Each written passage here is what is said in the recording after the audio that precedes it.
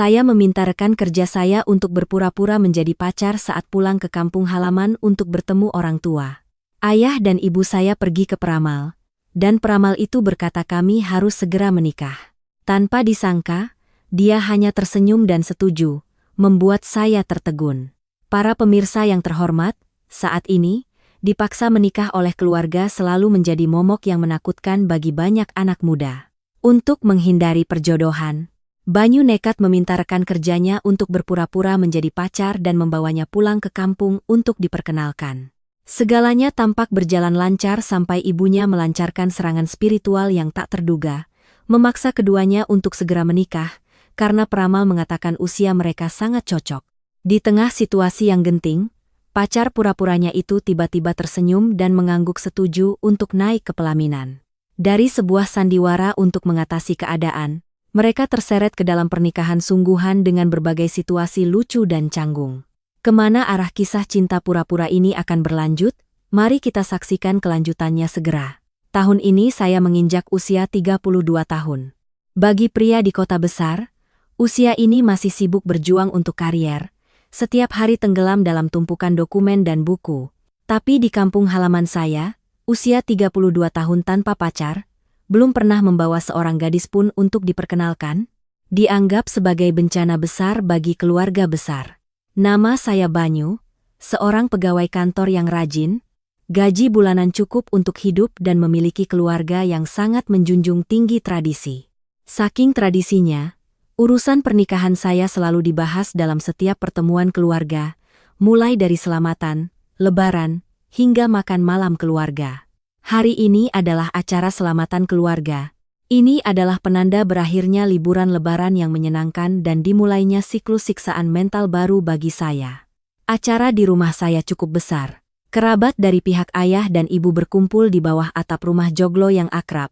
Asap dupa yang mengepul, aroma opor ayam, dan ayam goreng menciptakan suasana yang hangat dan luar biasa.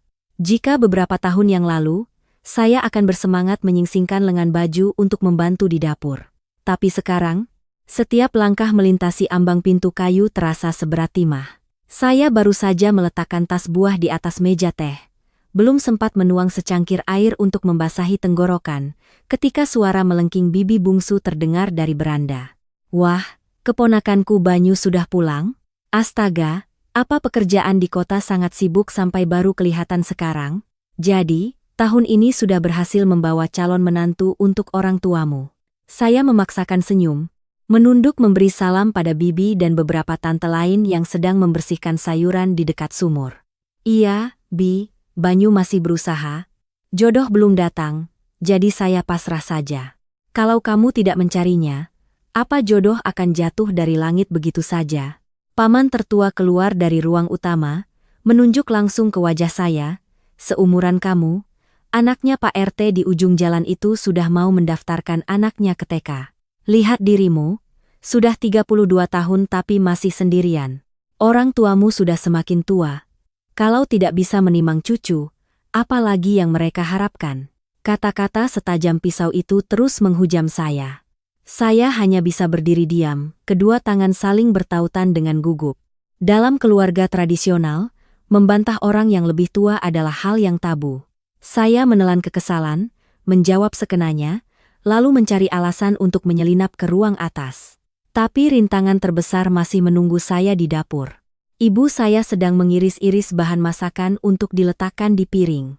Melihat saya masuk, beliau berhenti, menatap saya tajam dengan matanya yang penuh kerutan. Helaan napasnya terdengar lebih berat daripada omelan paman. Banyu, ibu serius, kalau tahun ini kamu tidak menikah, ibu tidak akan bisa meninggal dengan tenang. Ibu memulai lagu lamanya. Tadi pagi di pasar, ibu ketemu Bu Ratna dari arisan ibu-ibu. Dia punya keponakan perempuan yang bekerja sebagai akuntan di pabrik garmen. Anaknya baik dan penurut sekali. Akhir pekan ini, kamu atur waktu untuk bertemu dengannya. Ibu sudah minta nomor teleponnya dan sudah ibu hubungkan lewat WhatsApp untukmu. Saya panik dan berseru. Bu, kenapa ibu melakukan ini lagi tanpa bertanya? Aku sudah bilang aku belum mau menikah sekarang. Pekerjaanku sedang menanjak, mana ada waktu untuk pacaran, Bu. Meskipun kariermu menanjak, kamu tetap butuh pendamping yang kokoh. Ibu saya membanting pisau ke talenan kayu, membuat saya terkejut. Ibu tidak mau banyak bicara lagi. Sabtu sore, jam 3 tepat di kafe dekat rumah Bu Ratna. Kalau kamu tidak pergi, jangan salahkan ibu jika hubungan kita merenggang. Kalau hari itu kamu kabur, jangan pernah kembali ke rumah ini lagi. Makan malam hari itu terasa hambar. Di sekitar meja makan, satu-satunya topik yang dibahas adalah status lajang saya. Semua orang punya calon yang sangat bagus untuk diperkenalkan. Dari guru SMP hingga penjahit di ujung desa, semuanya ditimbang-timbang. Saya lelah sekali, hanya berharap makan malam cepat berakhir agar saya bisa melarikan diri kembali ke kota. Kehidupan lajang saya yang damai sedang terancam serius. Saya tahu ibu tidak bercanda. Beliau telah menggunakan metode paksaan paling keras, yang berarti batas kesabarannya sudah habis. Jika saya tidak segera menemukan solusi, saya akan terseret dalam lingkaran perjodohan tanpa akhir dan mungkin dipaksa menikahi seseorang yang sama sekali tidak saya kenal. Pernikahan yang diatur seperti ini biasanya penuh risiko. Saya butuh sebuah rencana, jalan keluar darurat untuk situasi sulit ini. Selama perjalanan bus dari kampung ke kota, pikiran saya dipenuhi berbagai skenario. Menyewa pacar online takut penipuan, meminta tolong teman-teman dekat, mereka semua pria kasar, semua pintu seolah tertutup di depan mata saya. Senin pagi, suasana di kantor selalu tegang. Semua orang terpaku pada layar komputer, menangani tumpukan email dari akhir pekan. Saya duduk di sudut ruangan, jari-jari mengetik di keyboard tetapi pikiran saya melayang ke kampung halaman dengan ultimatum dari ibu. Beban kerja yang besar tidak cukup untuk memadamkan kecemasan tentang perjodohan hari Sabtu yang membayangi. Tiba-tiba, sebuah helaan napas panjang terdengar dari seberang meja, menarik perhatian saya. Itu Lestari, rekan kerja yang 4 tahun lebih muda dari saya di bagian SDM. Lestari sedang mengerutkan kening menatap layar. Tangannya memegangi dahi, tampak putus asa. Ada apa? Kok kelihatan sedih begitu, Lestari? Saya mendorong kursi, mendekati mejanya untuk bertanya. Lestari menatap saya, matanya membelalak memohon bantuan. Mas Banyu, tolong bantu saya lihat tabel ini. Saya sedang merekap biaya alat tulis kantor bulan lalu, tapi 2 kolom angka ini selisihnya sampai beberapa juta rupiah. Kepala departemen terus menagih laporan untuk diserahkan ke direktur. Saya sudah periksa dari pagi sampai mata saya pusing tapi tidak menemukan kesalahannya. Saya menarik kursi kosong di sebelahnya, melirik ke layar. Tabel Excel itu penuh dengan angka dan rumus yang saling bersilangan. Dengan pengalaman bertahun-tahun bekerja dengan angka, saya cepat memindai fungsi perhitungannya. Hanya dalam waktu sekitar 5 menit, saya menemukan masalahnya. Lihat ini. Baris ke-45. Rumus totalmu melewatkan satu sel data dari pemasok tinta printer. Kamu hanya perlu memperbaiki rentang referensinya dari sel C10 ke C50, bukan C49, maka angkanya akan cocok. Saya menunjuk ke layar, membimbingnya melakukan langkah itu. Lestari menekan tombol Enter, hasilnya langsung cocok sampai ke rupiah terakhir. Wajahnya yang tegang langsung rileks, dan senyum cerah merekah di bibirnya. Ya ampun, penyelamatku. Terima kasih banyak, Mas Banyu. Tanpa Mas, mungkin siang ini saya harus melewatkan makan siang untuk memeriksa semua bon ini lagi. Saya tersenyum dan melambaikan tangan. Bukan apa-apa, lain kali kalau membuat tabel, ingat untuk melebihkan sedikit rumusnya untuk antisipasi jika ada baris tambahan, biar tidak panik seperti hari ini. Saya ingat, Mas. Siang ini saya traktir makan nasi padang ya sebagai gantinya. Lestari menjawab dengan cepat. Tepat saat melihat senyum cerahnya dan mendengar suaranya yang jernih, sebuah ide cemerlang melintas di kepala saya. Saya diam-diam mengamati Lestari lebih dekat. Dia bertubuh mungil, kulitnya putih kemerahan, dan wajahnya sangat menarik. Cara berpakaiannya selalu elegan dan sopan dengan kemeja dan rok kerja, memancarkan pesona yang lembut dan anggun. Di kantor, semua orang menyukai Lestari karena sifatnya yang baik dan sangat terampil dalam berkomunikasi. Yang terpenting, saya tahu persis bahwa Lestari masih lajang. Kriteria sempurna ini langsung cocok dengan daftar persyaratan ketat ibu saya di kampung. Baik hati, penurut, pekerjaan stabil, penampilan menarik. Lestari benar-benar mampu melewati saringan ibu saya, bahkan mungkin membuatnya sangat puas. Pikiran nekat mulai tumbuh di benak saya. Mengapa saya tidak meminta Lestari untuk berpura-pura menjadi pacar dan membawanya pulang untuk diperkenalkan? Cukup dengan berakting dengan baik selama 1 sore hari Minggu, saya akan mendapatkan kartu bebas, setidaknya untuk beberapa tahun ke depan. Ibu saya akan berhenti mengomel, dan saya bisa menikmati kebebasan saya. Sepanjang pagi itu, saya bekerja dalam keadaan gelisah. Saya melirik Lestari beberapa kali, mencoba menghitung probabilitas keberhasilan. Meminta seorang rekan kerja wanita untuk berpura-pura menjadi pacar bukanlah hal kecil. Ini membutuhkan kehalusan dan sedikit keberanian. Jika dia menolak, hubungan kerja kami akan menjadi sangat canggung. Tapi jika saya tidak mencoba, saya harus pasrah datang ke kafe pada Sabtu sore untuk menghadapi perjodohan itu. Setelah menimbang semua untung ruginya, saya memutuskan untuk mengambil risiko. Kesempatan hanya datang bagi mereka yang berani mengambilnya. Saat istirahat makan siang, saya buru-buru menolak ajakan makan nasi Padang dari Lestari dan mengusulkan tempat lain yang lebih privat. Siang ini ada hal penting yang mau aku bicarakan.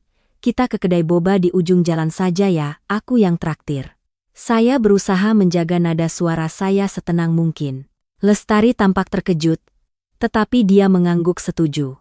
Kedai boba saat istirahat makan siang cukup sepi, musiknya lembut, sangat cocok untuk percakapan rahasia. Saya memesan 2 gelas milk tea dengan macchiato cream, minuman favorit Lestari. Kami memilih meja kecil yang tersembunyi di sudut kedai.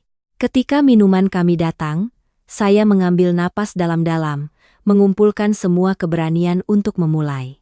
Lestari, apa yang akan aku katakan ini mungkin akan membuatmu terkejut, tapi aku benar-benar dalam situasi sulit. Aku harap kamu bisa mempertimbangkannya dan membantuku. Lestari berhenti mengaduk sedotannya. Matanya menunjukkan rasa ingin tahu bercampur sedikit kekhawatiran. Mas Banyu, katakan saja, jika saya bisa bantu, saya akan bantu. Mas kan baru saja menyelamatkan saya pagi ini. Begini ceritanya, saya berdeham, mencoba menyusun kata-kata agar mudah diterima. Akhir pekan ini, ibuku memaksaku pulang kampung untuk dijodohkan dengan seorang gadis. Ibuku bilang kalau aku tidak pergi atau tidak membawa pacar untuk diperkenalkan, beliau akan memutuskan hubungan denganku. Kamu tahu kan sifatku. Aku sangat takut dengan perjodohan paksa semacam ini, jadi aku mau minta tolong padamu. Saya berhenti sejenak, mengamati ekspresi wajahnya. Aku mau minta tolong kamu untuk berpura-pura jadi pacarku. Ikut aku pulang kampung hari Minggu ini. Cukup tampil dan berakting sedikit saja. Ibuku pasti akan menyukaimu. Aku janji akan melindungimu, tidak akan ada yang mempersulitmu. Setelah mendengar permintaan saya, tangan Lestari sedikit gemetar, membuat tetesan dari gelasnya jatuh ke meja. Matanya membelalak, menatap saya seolah-olah saya baru saja jatuh dari planet lain. Keheningan menyelimuti kami berdua. Saya bisa melihat pipinya memerah. Dia menunduk, menghindari tatapan saya. Mas Banyu lagi bercanda kan? Hal sepenting ini bagaimana bisa dijadikan lelucon? Suara Lestari bergetar. Aku tidak bercanda, aku sangat serius. Saya mencondongkan tubuh ke depan, mata saya memohon. Aku tahu permintaan ini tidak masuk akal, tapi kamu satu-satunya orang yang bisa kupercaya saat ini. Kamu baik, bicaramu lembut, pasti bisa mengelabui ibuku.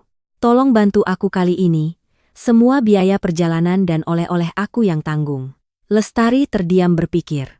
Saya melihat alisnya berkerut, sepertinya sedang berjuang secara internal. Berbeda dari dugaan saya tentang penolakan mentah-mentah.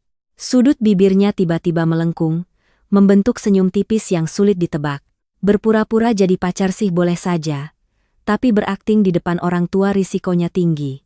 Kalau sampai orang tua Mas tahu yang sebenarnya, di mana aku harus menyembunyikan wajahku? Lestari mengangkat kepala menatap saya.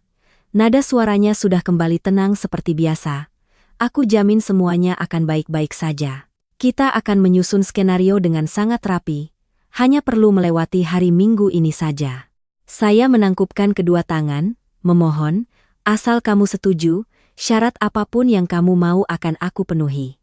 Lestari menopang dagu menatap saya, matanya berbinar jenaka. Syarat apapun boleh. Iya, apapun yang aku sanggupi. Saya mengangguk tegas. Kalau begitu, Lestari perlahan membuat keputusan. Bayaran untuk ini adalah Mas harus mentraktirku boba dan camilan setiap sore selama sebulan penuh. Tidak boleh mengeluh atau protes. Boros. Saya senang bukan main. Dengan cepat saya menepuk meja. Setuju. Sebulan boba dan camilan, bahkan 3 bulan pun aku sanggup. Terima kasih banyak, Lestari. Kamu benar-benar penyelamatku. Lestari tersenyum cerah, mengangkat gelasnya dan menyentuhkannya ke gelas saya. Kerjasama yang menyenangkan ya, pacar sewaan. Tapi aku ingatkan, aku tidak punya pengalaman menghadapi calon ibu mertua. Mas harus siapkan skenarionya dengan matang. Saya menghela napas lega, beban berat yang menekan saya selama beberapa hari terakhir akhirnya terangkat. Saya sudah punya tameng yang sempurna untuk menghadapi ibu. Rencana penyelamatan dari perjodohan telah resmi dimulai. Setelah mencapai kesepakatan, saya dan Lestari segera mulai mempersiapkan misi hari Minggu. Kami bertemu di kafe biasa setelah jam kerja pada Kamis malam. Begitu duduk, Lestari mengeluarkan buku catatan kecil dan pulpen dari tasnya. Sikapnya sangat serius, seolah-olah akan menghadapi ujian masuk universitas. Sekarang kita harus menyamakan cerita agar tidak ada yang salah bicara. Lestari membuka halaman pertama yang masih kosong, menatap saya dengan tatapan tegas. Pertama, bagaimana kita bertemu dan sudah berapa lama pacaran? Saya menggaruk kepala, mencoba merangkai skenario seromantis mungkin. Bilang saja kita sudah pacaran setengah tahun. Waktu itu perusahaan mengadakan outing di luar kota, kamu terkilir saat mendaki bukit, dan aku menggendongmu turun. Setelah itu, aku yang aktif mengirim pesan untuk mendekatimu. Kedengarannya masuk akal. Kan? Lestari mengetukkan pulpennya ke meja, mengangguk setuju. Skenario pahlawan menyelamatkan gadis dalam kesulitan kedengarannya agak klise, tapi orang tua biasanya suka cerita seperti ini. Oke, kita pakai skenario itu. Selanjutnya, siapa yang menyatakan cinta duluan? Tentu saja aku. Kalau laki-laki tidak proaktif, siapa yang percaya? Aku menyusun lilin berbentuk hati di taman untuk menyatakan cinta padamu. Saya mengarang cerita dengan begitu lancar sampai saya sendiri kagum. Lestari tertawa terbahak-bahak, menepuk meja pelan. Sudah, jangan terlalu berlebihan. Kalau orang tuamu bertanya detail, dari mana kamu dapat lilinnya? Nanti ketahuan. Bilang saja kamu mengajakku nonton film lalu menggenggam tanganku dan menyatakan cinta. Lebih sederhana, lebih sedikit celah. Dia dengan cepat mencatat di buku catatannya. Kehati-hatian dan keseriusan Lestari membuat saya terkejut. Saya kira dia hanya setuju untuk iseng, tidak menyangka dia akan begitu berinvestasi. Lanjut, informasi paling penting. Lestari mengetuk ujung pulpennya di kertas. Apa hobi dan sifat orang tuamu? Bapak suka minum kopi atau teh? Ibu orangnya galak atau ramah? Apakah ibu punya alergi makanan? Saya duduk tegak dan melaporkan setiap detail tentang orang tua saya. Ayah saya pendiam, suka merawat tanaman dan minum kopi tubruk setiap pagi. Ibu saya cekatan, sangat teliti dalam urusan rumah tangga, terutama soal memasak. Beliau sangat tidak suka gadis yang berpakaian terbuka atau rambut diwarnai mencolok. Mendengar itu, Lestari buru-buru merapikan rambut hitam legamnya, tersenyum percaya diri. Syukurlah, seleraku tradisional. Soal pakaian, Mas tenang saja. Aku akan memakai gaun alain selutut dan blus sopan, dijamin cocok dengan citra menantu idaman. Setelah menyelesaikan bagian teori, langkah selanjutnya adalah berbelanja oleh-oleh. Ini adalah tahap yang sangat penting untuk mendapatkan poin di mata orang tua. Jumat malam, saya mengantar Lestari dengan motor ke sebuah toko yang menjual buah impor di jalan utama. Saya berniat membeli parsel buah yang sudah jadi agar praktis, tetapi Lestari dengan tegas melarang. Mas jangan beli parsel yang sudah jadi ini. Buahnya seringkali penyok atau tidak segar. Biar aku pilih sendiri satu persatu, lalu minta mereka membungkusnya dengan cantik. Sambil berkata begitu, dia menyingsingkan lengan bajunya dan dengan teliti memilih setiap buah apel dan pir. Lestari membolak-balik dan mengetuk pelan kulit melon untuk memeriksa kematangannya. Keahliannya membuat para staf toko pun kagum. Setelah memilih buah, Lestari menarik saya ke rak kopi premium. Dia dengan cermat memeriksa setiap label, mencium aroma kopi, dan memutuskan untuk memilih sekotak kopi lokal berkualitas tinggi yang dikemas dalam kotak kayu yang sangat elegan. Saat membayar, Lestari bahkan dengan cekatan bernegosiasi dengan pemilik toko untuk mendapatkan pita merah gratis untuk menghias parsel buah. Melihat gadis mungil itu memeluk erat parsel buah segar saat keluar dari toko, sebuah perasaan aneh menyelinap di hati saya. Kecekatan, perhatian, dan kemampuannya mengatur segalanya sangat mirip dengan citra seorang istri yang rajin mengurus keluarga. Sudut bibir saya tanpa sadar tersenyum puas. Rencana ini mungkin akan berhasil jauh lebih baik dari yang saya harapkan. Minggu pagi, langit biru cerah dan udaranya sejuk sangat menyenangkan. Saya mengendarai motor metik saya dengan Lestari di belakang, menyusuri jalan raya menuju kampung halaman. Sepanjang perjalanan, saya merasakan ketegangan menyelimuti tubuh saya. Telapak tangan saya berkeringat membasahi stang motor. Meskipun skenario sudah disiapkan dengan matang, menghadapi tatapan tajam ibu saya tidak pernah mudah. Berbeda dengan kecemasan saya, Lestari yang duduk di belakang tampak sangat tenang. Dia mengenakan blus sutra berwarna krem dipadukan dengan rok lipit hitam panjang, rambut hitamnya yang halus diikat rapi di belakang, menonjolkan wajahnya yang cantik dengan riasan yang sangat tipis. Lestari tak henti-hentinya memandangi pemandangan di kedua sisi jalan. Sesekali bertanya tentang sawah yang menguning. Sekitar pukul 10.00 pagi, motor kami berhenti di depan gerbang rumah beratap genteng merah. Mendengar suara motor, ibu saya keluar dari halaman, masih memegang sapu lidi.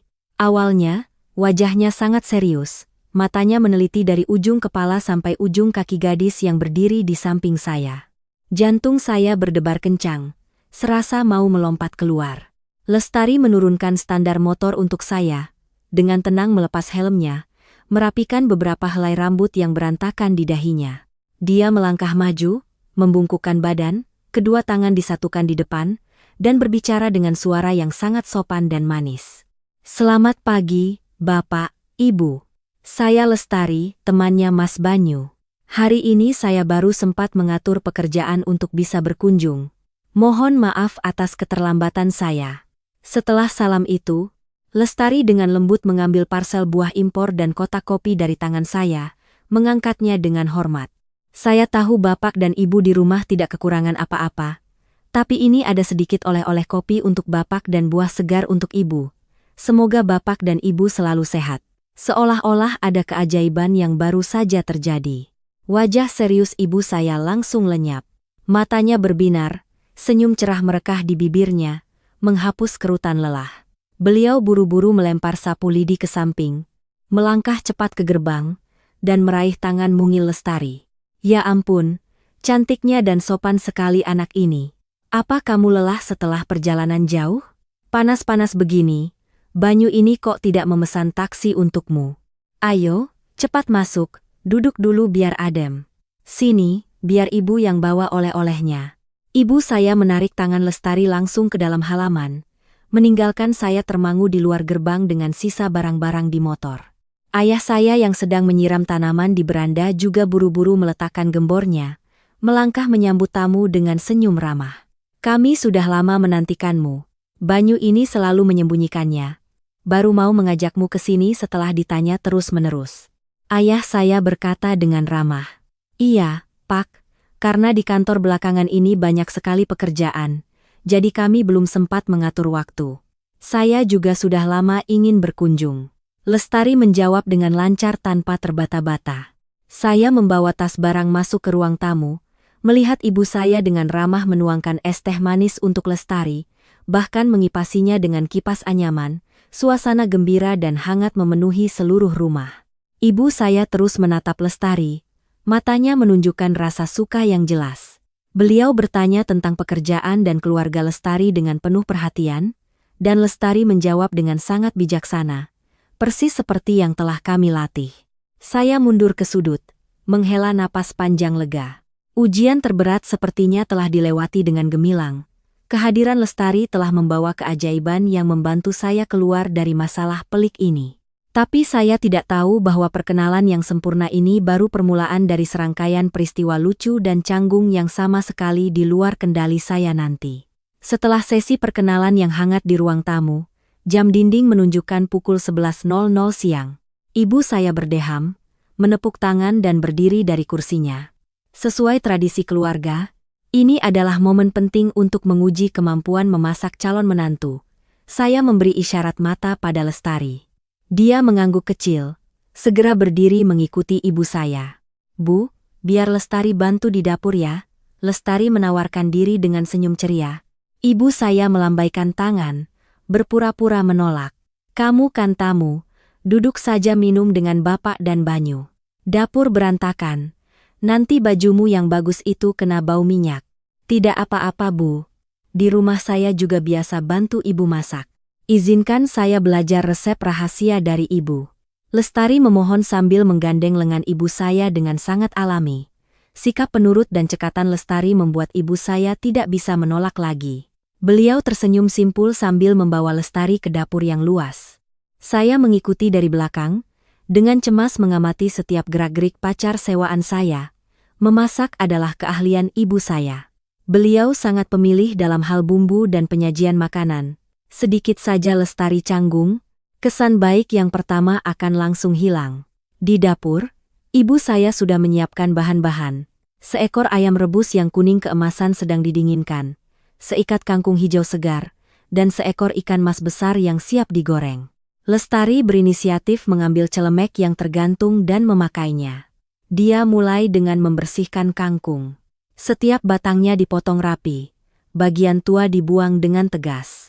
Gerakannya cepat dan pasti, tidak ada kesan pura-pura dari orang yang jarang ke dapur.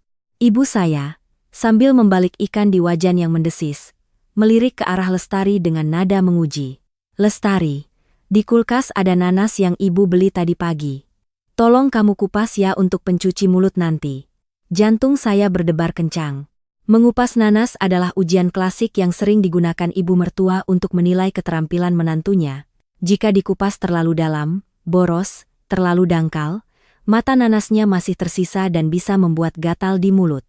Saya berniat maju untuk membantu, tetapi Lestari sudah dengan tenang membuka kulkas, mengambil nanas dan meletakkannya di talenan. Lestari mengambil pisau kecil milik ibu saya, memutar nanas itu untuk mengamatinya. Dia mulai memotong kedua ujung nanas dengan sangat presisi. Selanjutnya, Lestari mengupas kulit luarnya dengan sangat tipis. Bagian terpenting adalah membuang mata nanas, yang dilakukannya dengan sangat terampil. Mata pisau bergerak mengikuti alur diagonal, mengiris cukup dalam untuk mengangkat mata nanas tanpa merusak daging buahnya. Hanya dalam beberapa menit, nanas kuning bersih tanpa satupun mata tersisa tersaji di atas talenan. Lestari melanjutkan dengan mengiris nanas menjadi potongan-potongan yang seragam, menatanya dengan rapi di piring bermotif biru. Ibu saya terdiam beberapa detik, beliau mengangkat ikan yang sudah matang ke piring, lalu menoleh untuk melihat hasil kerja Lestari dengan kekaguman yang jelas di wajahnya. "Kamu pandai sekali mengupas nanas? Di rumah sering melakukannya ya?" tanya ibu saya. Nada suaranya berubah dari menguji menjadi kagum. "Iya, Bu, ayah saya suka sekali makan nanas, jadi saya sering mengupaskannya," jawab Lestari dengan rendah hati. Tangannya masih sibuk membersihkan area dapur. Makan siang berlangsung dalam suasana yang sangat meriah. Ibu saya mengambil potongan paha ayam terbaik dan meletakkannya di mangkuk Lestari, terus-menerus menyuruhnya makan banyak. Ayah saya juga mengangguk-angguk memuji sayur asem kangkung buatan Lestari. Semua tatapan penuh simpati dari orang tua saya tertuju pada gadis mungil yang duduk di samping saya. Setelah makan selesai, Lestari bersikeras untuk mencuci piring. Ibu saya berusaha melarang, tetapi Lestari sudah dengan cepat membawa tumpukan piring ke tempat cuci. Dia menyingsingkan lengan bajunya, menggosok setiap piring hingga bersih berkilau. Ibu saya berdiri mengamati dari beranda, lalu menoleh dan mengedipkan mata pada saya, berbisik pelan, "Anak ini bagus sekali, penurut, cekatan, dan tahu diri. Ibu kasih nilai 10. Kamu jaga dia baik-baik, jangan sampai lepas, mengerti?" Saya mengangguk sambil tersenyum, hati saya sangat gembira. Ujian terberat telah dilewati dengan mulus. Sandiwara kami berhasil gemilang di luar dugaan. Sore itu, suasana di rumah saya dipenuhi kedamaian yang langka. Ayah saya duduk di beranda, menikmati secangkir kopi berkualitas yang dibawa Lestari. Aroma kopi yang harum berbaur dengan suara kicau burung di taman. Ibu saya sedang merapikan barang-barang di ruang tamu, sesekali bertanya basa-basi pada Lestari. Saya dan Lestari duduk di atas tikar di tengah rumah, bersama-sama mengupas jeruk bali. Lestari sangat terampil mengupasnya, setiap bagiannya utuh dan ditata di piring. Suasana keluarga begitu hangat hingga saya merasa seolah-olah Lestari sudah menjadi anggota keluarga kami sejak lama. Ayah saya meletakkan cangkir kopinya, berdeham dan menatap Lestari. "Rumahmu di daerah mana di kota, Lestari? Orang tuamu kerja apa?" Ayah saya mulai memeriksa latar belakang keluarga, kebiasaan orang tua. Saya sedikit terkejut, buru-buru mengingat skenario yang sudah kami sepakati. Untungnya, Lestari tetap tenang, tersenyum ramah dan menjawab, "Rumah saya di komplek perumahan lama, Pak. Ayah dan ibu saya keduanya sudah pensiunan pegawai negeri. Keluarga saya juga sederhana dan menjunjung tradisi seperti keluarga di sini, Pak." Ibu saya yang mendengar itu langsung berhenti mengelap meja, menarik kursi dan duduk di sebelahnya. "Itu bagus sekali. Anak dari keluarga baik-baik membuat kami tenang. Anak muda di kota sekarang hidupnya bebas sekali. Hari ini pacaran dengan si A, besok putus, ganti dengan si B, kami jadi tidak percaya." Ibu saya menghela napas, melirik tajam ke arah saya. "Iya, Bu, orang tua saya juga sangat tegas. Mereka mendidik kami sejak kecil untuk menjaga nama baik keluarga." Lestari menjawab dengan patuh. Nada suaranya yang tulus membuat siapapun yang mendengarnya merasa luluh. Ayah saya mengangguk puas. "Kamu benar, dengan menjaga tradisi, keluarga akan langgeng. Kami lihat pekerjaan kalian berdua juga sudah stabil.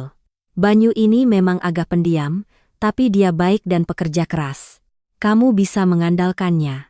Saya duduk diam seperti patung, mendengarkan orang tua saya terus memuji dan mendukung hubungan palsu ini.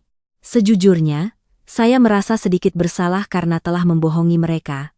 Tetapi melihat wajah mereka yang berseri-seri dan senyum puas, saya meyakinkan diri bahwa kebohongan ini perlu untuk membuat mereka tenang. Makan malam berlangsung lebih cepat dari makan siang tetapi tidak kalah menyenangkan. Ayah saya membuka sebotol anggur beras ketan buatan sendiri untuk menyambut tamu istimewa. Beliau menuangkan secangkir penuh untuk saya dan setengah cangkir untuk Lestari. "Hari ini Bapak sangat senang karena Banyu akhirnya membawa pacar pulang. Semoga kalian sehat selalu dan cepat memberi kami kabar baik ya." Ayah saya mengangkat cangkirnya dengan antusias. Saya dan Lestari berdiri, mengangkat cangkir kami dan menyentuhkannya ke cangkir orang tua saya.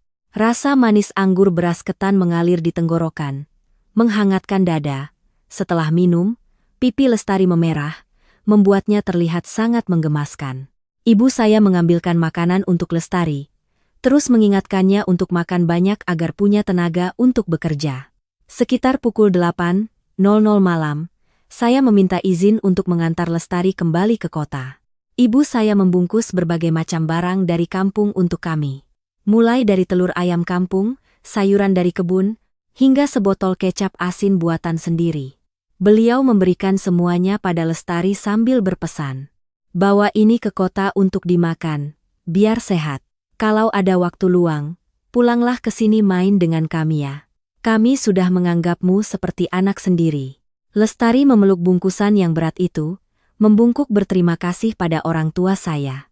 "Terima kasih banyak, Bapak, Ibu. Bapak dan Ibu jaga kesehatannya di rumah.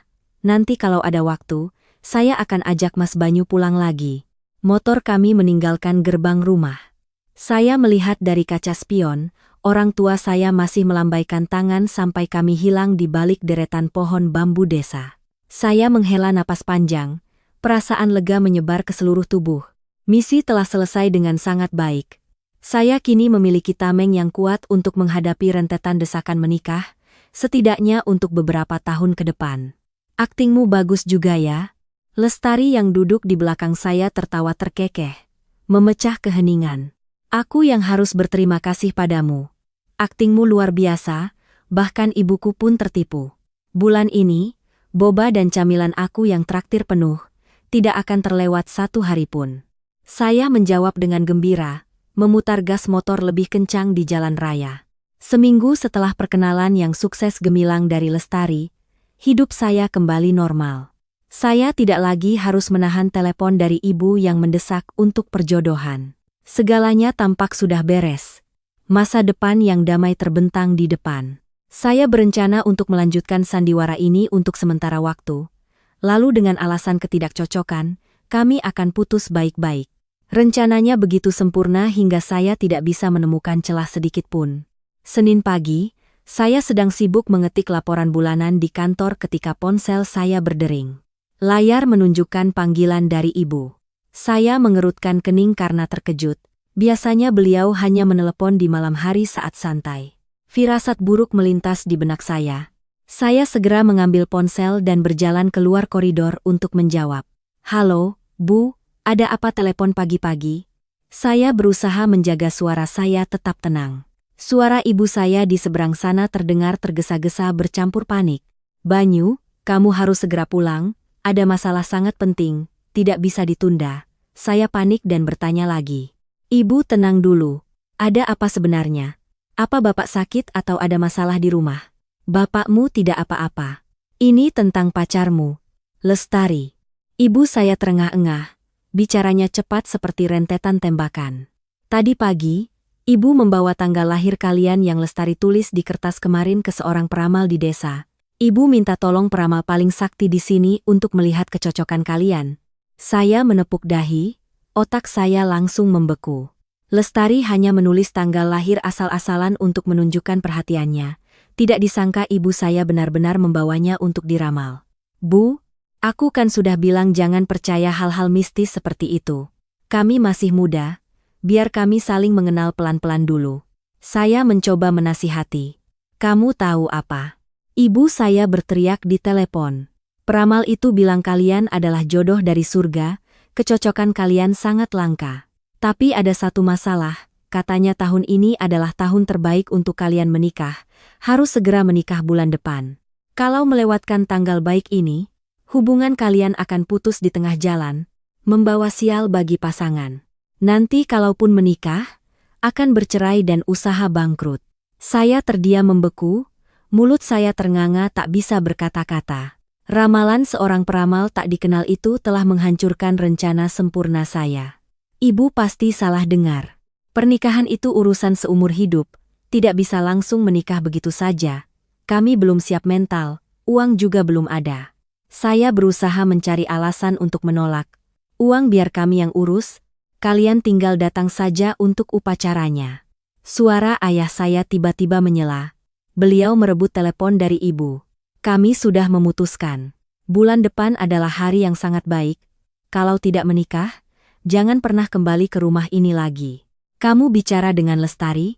Sore ini kami akan video call langsung untuk menentukan tanggalnya. Setelah itu, ayah saya langsung menutup telepon, tidak memberi saya kesempatan untuk membantah. Saya berdiri terpaku di koridor kantor, menatap layar ponsel yang sudah gelap. Manuver spiritual ibu saya telah mendorong saya ke dalam situasi yang sangat sulit. Dari sebuah sandiwara kecil untuk mengelabui orang tua, sekarang saya akan dipaksa menandatangani surat nikah dengan seorang rekan kerja. Saya kembali ke ruang kerja, pikiran saya kacau. Lestari sedang duduk di seberang meja, fokus mengetik. Saya menatapnya dengan putus asa. Bagaimana saya bisa memberitahu Lestari bahwa orang tua saya ingin menikahkannya bulan depan? Sebuah kontrak pacar sewaan seharga sebulan boba kini telah berubah menjadi hukuman seumur hidup yang paling buruk. Sepanjang pagi itu, saya tidak bisa berkonsentrasi pada pekerjaan. Saya terus mengirim pesan pada teman-teman dekat untuk meminta bantuan, tetapi mereka hanya menertawakan dan menyarankan saya untuk pasrah saja. Siang harinya, saya tidak berani mengajak Lestari makan siang seperti biasa dan memilih bersembunyi di atap gedung kantor untuk merokok. Saya perlu memikirkan alasan yang sangat kuat untuk menunda pernikahan ini, atau setidaknya punya cukup keberanian untuk mengakui semuanya pada orang tua. Tepat pukul 5 sore, saat semua orang di kantor mulai bersiap-siap pulang, telepon saya kembali berdering. Kali ini panggilan video grup dari orang tua saya di kampung. Saya menelan ludah, tangan gemetar memegang telepon dan berjalan ke arah meja Lestari. Dia menatap saya dengan heran. Orang tuaku video call. Mereka mau bicara denganmu. Saya berbisik, berusaha menjaga ekspresi wajah sealami mungkin. Lestari dengan cepat merapikan rambutnya, memperbaiki kerah bajunya, lalu tersenyum cerah ke arah layar ponsel. Selamat sore, Bapak, Ibu. Bagaimana kabarnya? Suara Lestari terdengar manis.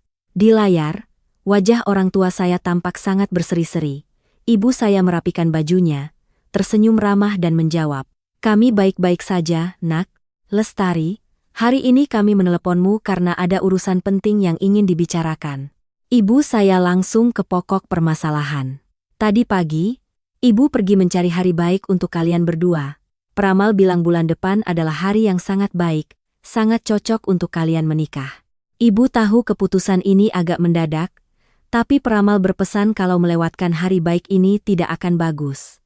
Saya terus mengedipkan mata pada Lestari, memberi isyarat agar dia menolak. Di kepala saya sudah tersusun skenario yang sempurna. Saya akan beralasan bahwa perusahaan sedang mengerjakan proyek besar, tidak bisa mengambil cuti beberapa hari untuk persiapan pernikahan. Saya akan menggunakan segala alasan untuk membuktikan bahwa menikah terburu-buru saat ini tidak mungkin. Bu, aku kan sudah bilang. Saya buru-buru menyela. Bulan depan, aku dan Lestari sama-sama sibuk sekali, mengerjakan proyek akhir tahun yang sangat padat. Bagaimana bisa mengurus pernikahan? Tunggu awal tahun depan saja ya. Ibu saya melotot tajam melalui layar. Kalau sibuk kerja ya ambil cuti. Pernikahan itu seumur hidup, bukan main-main yang bisa ditunda sesuka hati. Beliau menoleh ke Lestari, nada suaranya melembut. Lestari, bagaimana menurutmu? Kalau kamu sayang pada kami, sayang pada keluarga ini, kamu mengangguk saja, biar kami yang urus semuanya. Kami janji tidak akan membuatmu kecewa. Saya dengan cemas menoleh ke Lestari, menunggu penolakan yang sopan untuk menyelamatkan situasi. Saya yakin Lestari tidak akan pernah setuju menikah dengan pria yang baru dikenalnya beberapa bulan, apalagi karena ramalan seorang peramal, tapi hal yang paling tidak terduga terjadi. Lestari tidak tampak panik atau marah. Dia sedikit menunduk, pipinya memerah malu-malu. Lestari terdiam beberapa detik, membiarkan suasana tegang menyelimuti panggilan itu, lalu perlahan dia mengangkat kepala, tersenyum sangat lembut ke arah layar. Iya, Bu, Pak. Kalau Bapak dan Ibu sudah melihat hari yang baik, saya ikut saja bagaimana baiknya menurut Bapak dan Ibu. Urusan pernikahan biar Bapak dan Ibu yang atur untuk kami. Kata-kata Lestari yang lembut itu bagai petir menyambar telinga saya. Saya berdiri mematung, mulut ternganga, mata terbelalak menatap Lestari seolah dia makhluk dari planet lain. Bumi serasa berhenti berputar. Semua suara di kantor lenyap, hanya suara jernih Lestari yang menggema di telinga. Orang tua saya di seberang sana bersorak gembira. Ayah saya bertepuk tangan, tertawa terbahak-bahak. Ibu saya menyeka air mata bahagia yang mengalir di pipinya. Ya ampun, menantu baikku. Terima kasih banyak ya, Nak. Akhir pekan ini kami akan atur waktu untuk datang ke kota bertemu orang tuamu untuk membicarakan lamaran ya. Saya tidak tahan lagi dengan kejutan ini. Buru-buru merebut telepon dari tangan Lestari dan mematikannya. Layar yang gelap memantulkan wajah pucat saya. Saya menoleh ke Lestari. Suara saya bergetar karena marah dan takut. Apa yang baru saja kamu katakan? Lestari, kamu sudah gila? Siapa yang suruh kamu setuju menikah? Lestari dengan tenang mengangkat bahu, memasukkan ponselnya ke dalam tas. Dia sama sekali tidak tampak menyesal atau takut. Sudah jam pulang kerja? Nanti saja kita bicara di parkiran. Di sini berisik, nanti semua orang memperhatikan. Selesai berkata, Lestari dengan santai membawa tasnya dan keluar dari ruang kerja, meninggalkan saya kebingungan di tengah kekacauan yang saya ciptakan sendiri. Saya berlari secepat kilat ke parkiran bawah tanah kantor, mengejar bayangan mungil Lestari. Udara pengap di ruang bawah tanah bercampur dengan bau bensin semakin menambah kekesalan saya. Lestari sedang mencoba memasukkan kunci ke motor matic putihnya. Saya melangkah cepat, memegang stang motornya untuk mencegahnya menyalakan mesin. Berhenti, kamu harus jelaskan semuanya sekarang juga. Saya menggeram, mencoba menahan diri untuk tidak berteriak.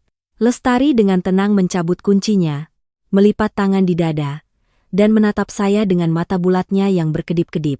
Kepolosannya membuat saya semakin marah. Ada apa sih, Mas? Kenapa marah-marah begitu? Aku kan sudah melakukan sesuai kontrak, berpura-pura menjadi pacar yang baik dan penurut di depan calon mertua. Masa iya tadi aku harus berteriak di depan ibumu? Saya tidak mau menikah. Saya mengacak-acak rambut, merasa sangat putus asa menghadapi logika aneh Lestari. Berpura-pura ya berpura-pura saja. Tapi pernikahan itu urusan serius seumur hidup. Bagaimana bisa kamu mengangguk setuju begitu saja? Kamu tahu tidak ibuku akan segera datang ke rumahmu untuk melamar? Kamu mau cari orang tua dari mana untuk menyambut keluargaku? Lestari tersenyum tipis. Senyum yang penuh misteri dan perhitungan. Dia mendekat selangkah, merendahkan suaranya agar hanya kami berdua yang mendengar. Tenang dulu. Pernikahan sungguhan memang tidak bisa, tapi pernikahan pura-pura, apa yang perlu ditakutkan? Apa katamu? Pernikahan pura-pura? Saya mengerutkan kening. Tidak mengerti. Ikuti saja kemauan orang tuamu. Kita adakan pernikahan besar-besaran agar mereka bangga pada tetangga. Uang angpaunya kita bagi 2, setelah itu kita tinggal bersama sebentar, tunggu sampai situasi tenang, lalu kita bisa beralasan tidak cocok, sering bertengkar, lalu bercerai. Saat itu mereka mau melarang pun tidak akan bisa. Mulut saya ternganga kaget mendengar rencana nekat dan gila Lestari. Gadis yang tampak lembut dan lugu ini ternyata memiliki kepala yang penuh siasat. Kamu benar-benar gila, perceraian itu bukan main-main. Bagaimana dengan harga dirimu? Harga diriku. Apa kata orang-orang di kantor nanti? Saya menggelengkan kepala, menolak keras. Lestari menghela napas, menepuk pundak saya seolah menghibur. Harga diri apalagi sekarang, Mas, kalau sekarang kamu tidak menikah, apa ibumu tidak akan memutuskan hubungan denganmu? Apa kamu bisa hidup tenang? Soal orang tuaku, Mas tenang saja, aku akan pulang dan meyakinkan mereka untuk membantu kita memainkan sandiwara ini. Bilang saja ini cinta kilat, dan karena orang tua Mas sudah melihat hari baik, jadi harus segera menikah.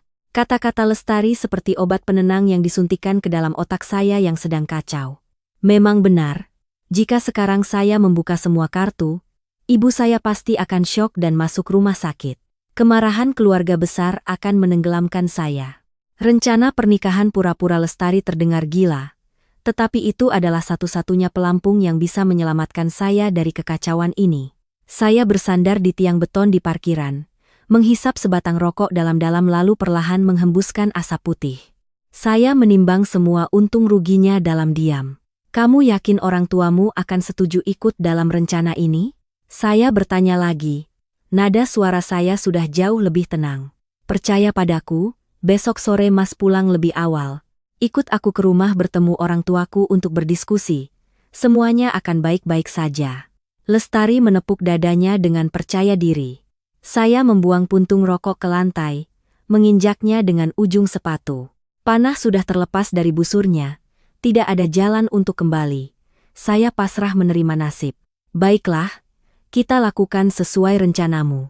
Tapi aku ingatkan, keberhasilan misi ini sepenuhnya bergantung pada kemampuan aktingmu dan keluargamu. Lestari tersenyum cerah, matanya menyipit membentuk bulan sabit. Dia menyalakan motornya, melambaikan tangan, lalu melesat keluar dari parkiran. Saya berdiri menatap punggung mungilnya yang perlahan hilang dalam kegelapan. Hati saya dipenuhi perasaan cemas yang tak terlukiskan. Dari sebuah kebohongan kecil, saya telah mendorong diri saya sendiri ke dalam skenario yang sangat rumit. Kemana sandiwara pernikahan pura-pura ini akan berakhir? Selasa sore, pulang kerja tepat pukul 5:30, saya mengikuti Lestari dengan motor ke komplek perumahan tua yang dinaungi oleh pohon-pohon besar. Hati saya dipenuhi kecemasan yang samar. Berdiri di depan pintu apartemen nomor 102, saya merapikan kemeja, mengambil napas dalam-dalam untuk mengumpulkan keberanian. Lestari memasukkan kunci, mendorong pintu kayu yang berderit terbuka. Orang tua Lestari sedang menonton berita di televisi layar datar di tengah ruang tamu. Melihat putri mereka membawa seorang pria asing, keduanya terkejut. Ayah Lestari, Pak Tono, seorang pria paruh baya bertubuh kurus dengan mata yang cerah dan ramah. Ibu Lestari, Bu Siti, wajahnya memancarkan ketabahan namun memiliki senyum yang sangat hangat. "Selamat sore, Bapak, Ibu.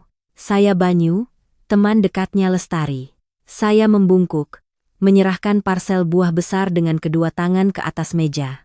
Pak Tono buru-buru mematikan televisi, menunjuk ke sofa yang dilapisi kain beludru berwarna merah marun. "Silakan duduk." "Sungguh mengejutkan. Lestari tidak pernah menyebut-nyebut tentangmu." Lestari dengan sigap menuangkan air untuk saya, lalu memeluk ibunya dengan manja. "Ayah, Ibu, ini memang agak mendadak, tapi kami sudah memutuskan untuk serius. Ini cinta pada pandangan pertama. Mas Banyu sangat baik padaku, orang tuanya juga sudah melihat hari baik, katanya bulan depan adalah hari yang sangat bagus, jadi harus segera menikah agar tidak kehilangan keberuntungan. Aku lihat dia orangnya baik dan perhatian, jadi aku langsung setuju." Saya duduk diam seperti patung, berkeringat dingin mendengar kemampuan mengarang cerita rekan kerja saya. Bu Siti mengerutkan kening, menatap saya dari atas ke bawah. Beliau menghela napas panjang. "Kamu ini, urusan seumur hidup kok dianggap seperti main-main. Kenal sebentar langsung menikah, bagaimana kami bisa tahu? Tapi Mas Banyu ini kelihatannya baik, pekerjaannya juga stabil. Yah, kalau sudah jodoh, kami melarang juga tidak bisa." Pak Tono terdiam sambil menyeruput teh kentalnya. Beliau menatap saya dengan tatapan menyelidik. "Nak Banyu, saya hanya punya Lestari, putri satu-satunya. Jika kamu benar-benar tulus mencintainya, saya tidak akan mempersulit. Urusan pernikahan yang terburu-buru ini, bagaimana rencana dari pihak laki-laki?" Saya buru-buru menjawab sesuai skenario. "Baik, Bapak, Ibu, orang tua saya sangat menyukai Lestari. Akhir pekan ini, orang tua saya mohon izin untuk datang ke sini untuk melamar, sekaligus membawa seserahan untuk berbicara secara resmi. Semua biaya pernikahan, pihak keluarga kami yang akan menanggung. Saya janji akan menjaga Lestari dengan baik." Kata-kata tulus saya, dipadukan dengan tatapan mantap, berhasil meyakinkan kedua orang tua itu. Orang tua Lestari saling pandang dan mengangguk setuju.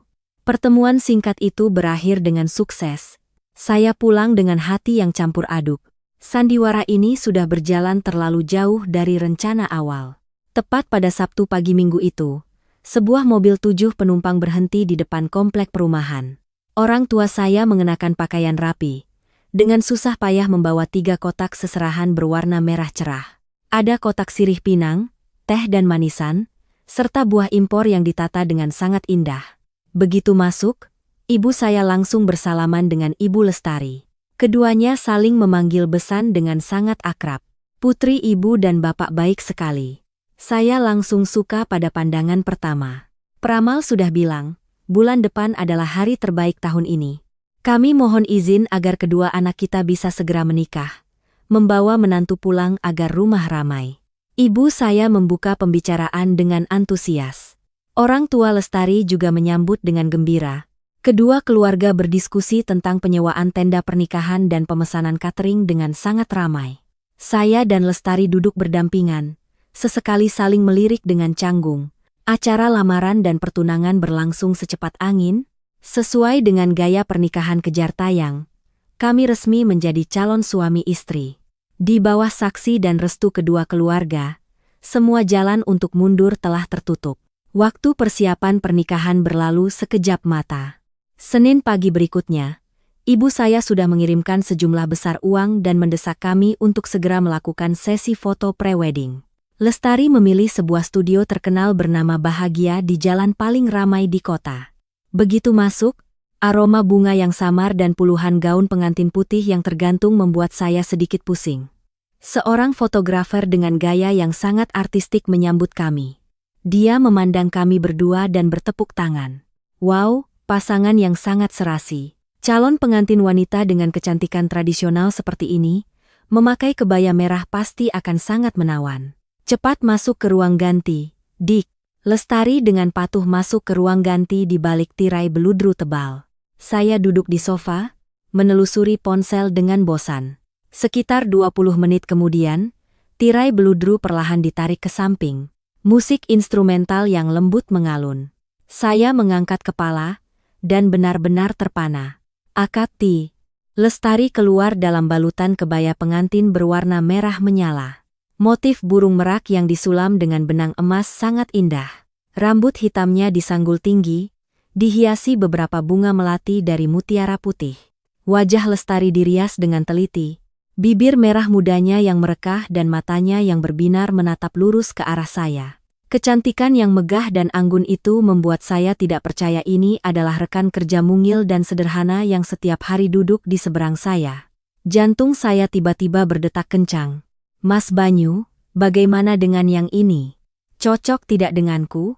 Lestari tersenyum malu-malu, memutar tubuhnya sedikit sehingga kebaya itu melambai. Cantik, cantik sekali. Kamu terlihat sangat berbeda dari biasanya.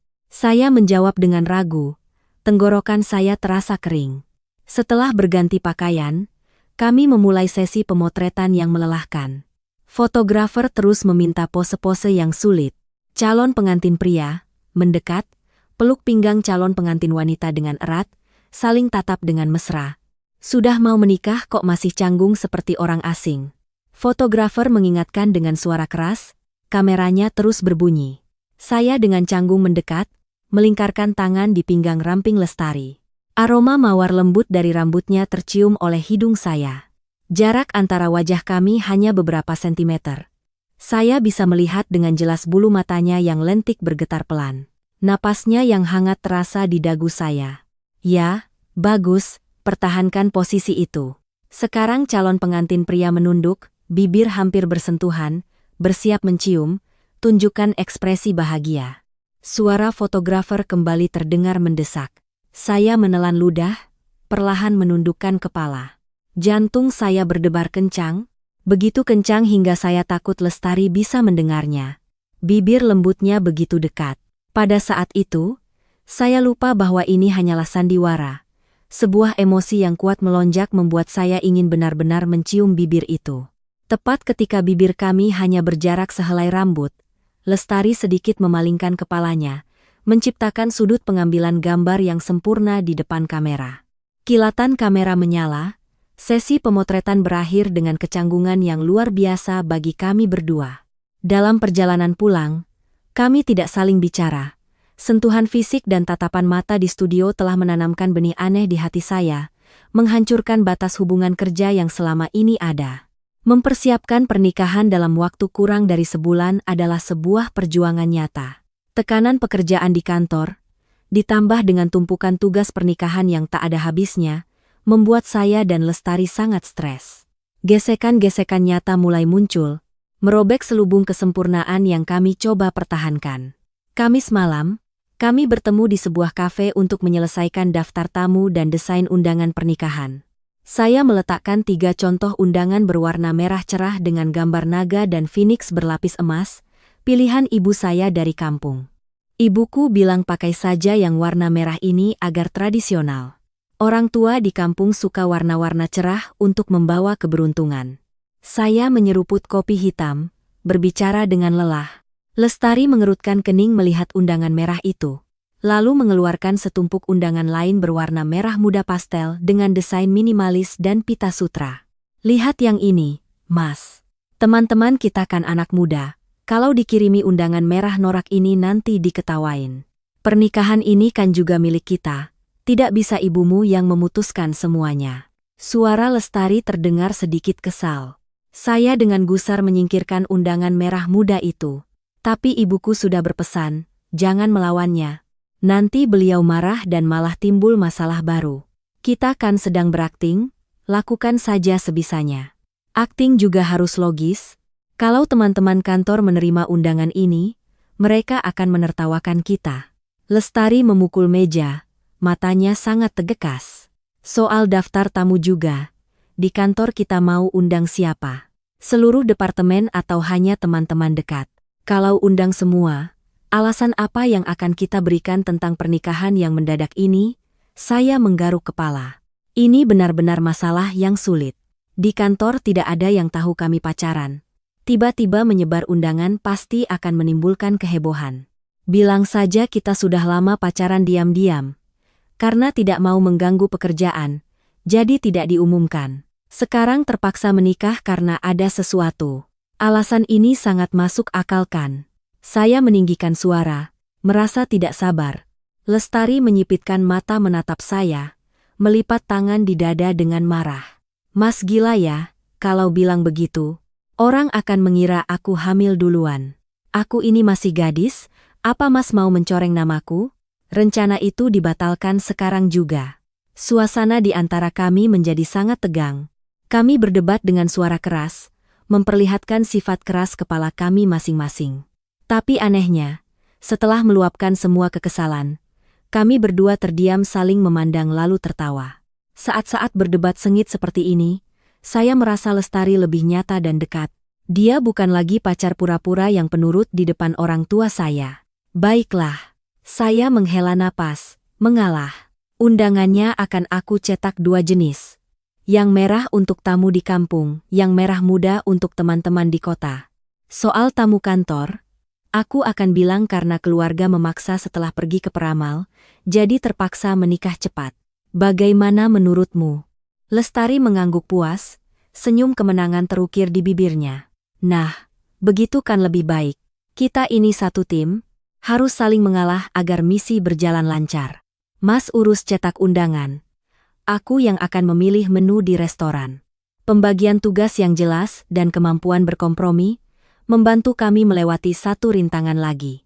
Proses bertengkar lalu berbaikan ini membuat saya sadar bahwa kami sepertinya sedang belajar menjadi pasangan suami istri yang sesungguhnya.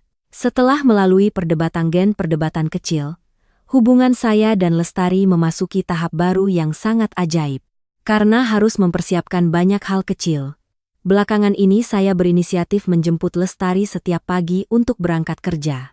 Sore harinya, kami berkeliling kota untuk membeli perlengkapan kamar pengantin yang sedang direnovasi.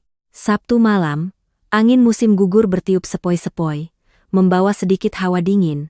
Saya membawa Lestari ke sebuah toko besar yang menjual spray dan kasur di jalan utama. Kamar pengantin kami membutuhkan kasur baru dan beberapa set spray yang layak untuk dilihat oleh para tamu. Lestari asyik memilih di antara puluhan model kasur. Dia meraba bahan kainnya, menekan permukaan kasur untuk memeriksa elastisitasnya. Mas Banyu, coba deh baring di kasur pegas ini. Kasur yang sedikit keras lebih baik untuk tulang punggung Mas. Mas kan sering mengeluh sakit punggung. Lestari melambaikan tangan memanggil saya. Saya mendekat, terkejut dengan perhatiannya. Lestari bahkan ingat bahwa saya sering sakit punggung karena terlalu banyak duduk di depan komputer. Perlahan saya merebahkan diri di atas kasur yang luas itu. Sangat empuk dan nyaman. Coba kamu baring juga. Lihat suka atau tidak.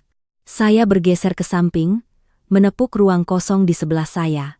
Lestari ragu sejenak, lalu ikut berbaring di samping saya. Kami berdua berbaring berdampingan di atas kasur pengantin yang putih bersih. Jarak di antara bahu kami sangat tipis. Saya menoleh ke arah Lestari, dan mendapati matanya juga sedang menatap saya lekat-lekat. Pemandangan di sekitar toko seolah memudar. Yang tersisa hanyalah kehangatan yang menyebar dari gadis mungil di samping saya. Kasur ini empuk ya, Mas. Spraynya kita pilih warna hijau toska saja ya, biar adem. Lestari berbisik pelan, memecah keheningan yang canggung. Kamu yang putuskan saja, barang-barang di kamar, pilih saja sesuai seleramu. Saya menjawab dengan lembut. Setelah dari toko kasur, kami mampir ke warung kaki 5 penjual kerang rebus untuk jajan. Aroma serai dan jahe dari rebusan kerang mengepul, menghangatkan suasana. Saya dengan telaten mencongkel setiap kerang, mencelupkannya ke dalam sambal jahe, lalu meletakkannya di mangkuk Lestari. Dia makan dengan lahap, pipinya yang menggembung terlihat sangat menggemaskan. Lestari juga mengambil tisu untuk menyeka keringat di dahi saya karena makan pedas. Kehangatan, perhatian, dan kepedulian sehari-hari itu terjadi begitu alami, tanpa skenario, tanpa paksaan. Kami sudah terlalu terbiasa dengan kehadiran satu sama lain dalam hidup kami. Api dan sekam, lama-lama pasti terbakar. Sepertinya kami berdua sudah lupa bahwa kami sedang memainkan sandiwara pernikahan pura-pura.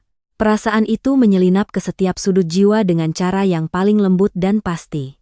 Akhirnya hari itu tiba, malam sebelum hari pernikahan. Saya mengadakan pesta lajang dengan teman-teman dekat dari zaman kuliah. Mereka memesan meja di warung bir pinggir jalan langganan kami, dengan banyak makanan ringan dan beberapa kerat bir dingin. Musik yang hingar-bingar berpadu dengan suara gelas yang beradu menciptakan suasana yang sangat ramai. Teman-teman merangkul saya, terus menuangkan bir ke gelas saya. Selamat untuk Banyu yang akhirnya lepas dari status lajang. Kamu pintar sekali menyembunyikannya. Tiba-tiba menyebar undangan. Kami semua kaget. Teman sekamar saya dulu, Tono, mengolok-olok dengan keras. Yah, nasi sudah menjadi bubur. Semoga kamu dan Lestari bahagia selamanya, cepat dapat momongan ya, minum sampai habis gelas ini. Teman saya yang lain, Agus, bersorak. Saya mengambil gelas bir, menenggaknya dalam satu tegukan. Rasa pahit bir justru membuat pikiran saya melayang. Sepanjang malam saya harus minum untuk setiap ucapan selamat dari teman-teman. Toleransi saya terhadap alkohol sebenarnya tidak buruk, tetapi malam ini saya minum seperti orang kehausan. Kepala saya mulai pusing, pemandangan di sekitar menjadi kabur. Sekitar pukul 11 malam, pesta usai. Teman-teman membantu saya masuk ke taksi untuk pulang. Duduk di kursi belakang, angin malam yang masuk dari jendela membuat saya sedikit sadar. Di kepala saya saat ini kosong, hanya ada satu bayangan, senyum cerah Lestari. Saya mengeluarkan ponsel dari saku, dengan canggung menekan nomornya. Setelah beberapa dering, panggilan itu dijawab. Halo, Mas Banyu, malam-malam begini telepon ada apa? Kara, jangan bilang Mas kehilangan undangan lagi atau lupa sesuatu ya. Suara Lestari yang jernih terdengar sedikit mengantuk. Lestari. Saya memanggil namanya dengan suara serak, mabuk. Aku mabuk sekali, teman-temanku terus memaksaku minum. Lestari berdecak di seberang sana. Suaranya terdengar sedikit mengomel namun penuh kekhawatiran. Ya ampun, besok kan hari pernikahan. Malam ini Mas malah mabuk berat begitu? Ada yang mengantarmu pulang? Hati-hati di jalan ya. Saya menyandarkan dahi ke kaca jendela mobil, memejamkan mata. Alkohol membuat saya lebih berani dari biasanya. Perasaan yang terpendam selama ini meluap keluar. Lestari, aku jujur ya, selama sebulan ini aku sangat bahagia. Pergi foto prewedding denganmu, belanja barang-barang bersamamu.